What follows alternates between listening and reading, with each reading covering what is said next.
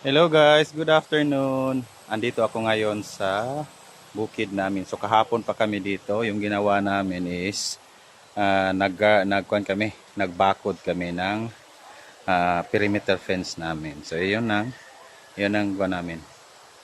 So ginamit namin, lagyan namin ng hog wire. Ang ginamit namin is kawayan. Tapos yung hog wire, nilagyan namin ng net para protection sa mga ahas.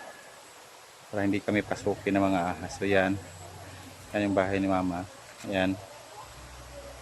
So makita nyo, yan, hanggang dun sa kawayan meron po siyang mga garden net. So lalagyan namin lahat po ng nakapalibot na yung yung perimeter is lalagyan namin ng bakod kasi ready for na ito, kasi dito na sila mama siguro by June.